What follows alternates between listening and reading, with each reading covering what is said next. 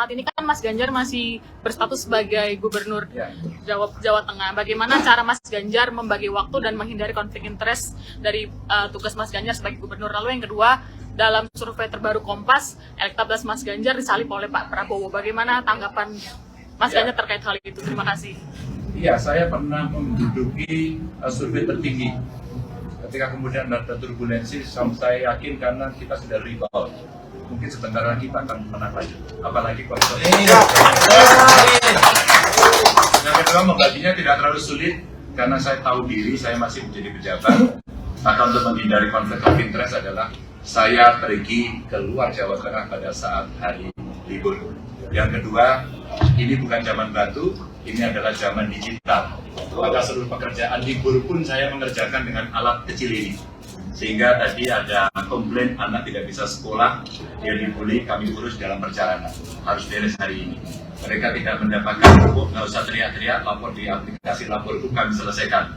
Jadi soal cerita pelayanan masyarakat itu soal sikap politik dan bagaimana hati kita berkomitmen untuk itu.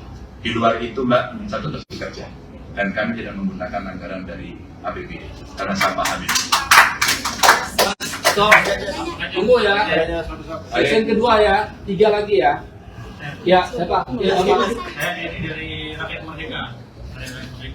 Mas Ganjar, kemarin kan Mbak Puan menyatakan sudah ada 10 calon bakal cawapresnya Mas Ganjar. Nah itu apa sudah dikomunikasikan dengan Mas Ganjar pertama. Yang kedua ada isu juga bahwa akan menjadi cawapresnya Pak Ganjar itu adalah Sandiaga Uno. Apakah sudah komunikasi itu kemarin? Tapi nggak dititipin Mbak. Ayo. Nggak dititipin kan. Baik juga kalau Rakyat Merdeka mengungkap siapa 10 nama itu sehingga nanti fair.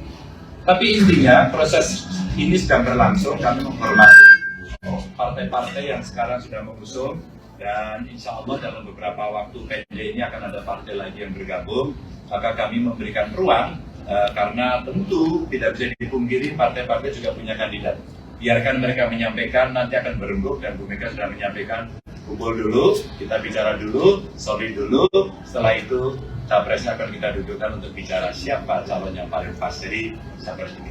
Pak. Oke, dari titik sini ya Mas. Detik.com Pak. Ya. Izin Pak Ganjar mau tanya, kemarin Pak Jokowi sempat membuat pernyataan soal cawe-cawe di pemilu 2024 nanti. Menurut Pak Ganjar sendiri menyikapinya bagaimana? Apakah pernyataan tersebut dirasa akan menguntungkan Pak Ganjar karena kita tahu beberapa belakangan ini Pak Ganjar dan kedekatan Pak Ganjar dan Pak Jokowi lumayan intens begitu.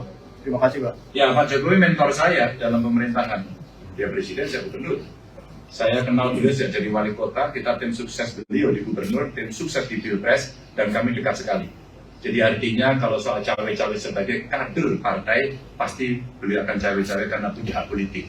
Tapi kalau cawe-cawe yang selama ini diartikan akan mengintervensi politik dalam arti keseluruhan yang kemudian menjadi tidak fair, saya kira yang itu tidak akan terjadi. Jadi saya sangat percaya beliau sudah menggunakan hak politiknya sekaligus sebagai kader partai. Mas, berarti ini Tunggu.